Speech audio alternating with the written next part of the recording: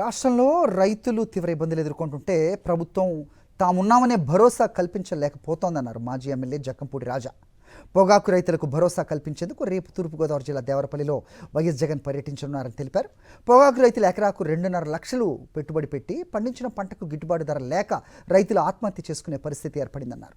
రైతుకు కష్టం వస్తే తానున్నానని భరోసా కల్పించేందుకే వైఎస్ జగన్ పర్యటిస్తున్నారని స్పష్టం చేశారు జక్కంపూడి రాజా.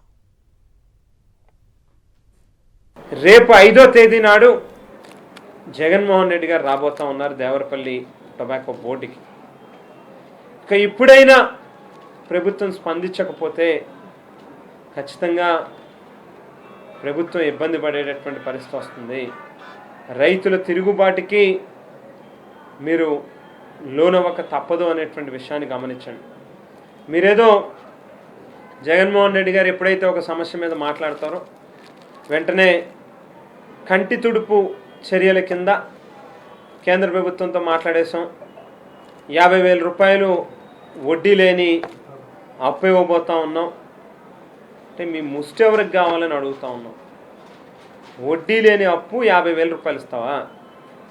ఒక్కొక్క రైతు ఒక బ్యారెన్లో కనీసం అంటే 4 నుంచి 5 లక్షల రూపాయలు నష్టపోతూ ఉంటే, వాతావరణం మారుతూ ఉంది, వర్షాలు వస్తే ఆ పొగాకు సువాసన అనేది ఏదైతే ఉంటుందో అది పోతుందని, రంగు మారుతుందని బెంబేలు ఎత్తిపోయి రైతులు ఆత్మహత్య శరణ్యమా అని చెప్పని ఎవరు నన్ను ఆదుకునే దేవుడు అని చెప్పి వాళ్ళు చూస్తూ ఉంటే, మీకేమో 50,000 రూపాయలు వడ్డీ లేకుండా ఇస్తాం, కేంద్ర ప్రభుత్వంతో మారడం, 4 ఫోటోలు తీయడం, పేపర్లో వేయడం.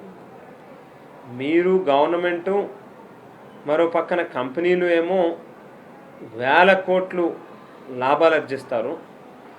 రైతుల కష్టం గురించి రైతు ఎవరైనా మాట్లాడితే మాత్రం దానిని అవహేళన చేసి మాట్లాడేటట్టుగా చేస్తూ ఉంటారు.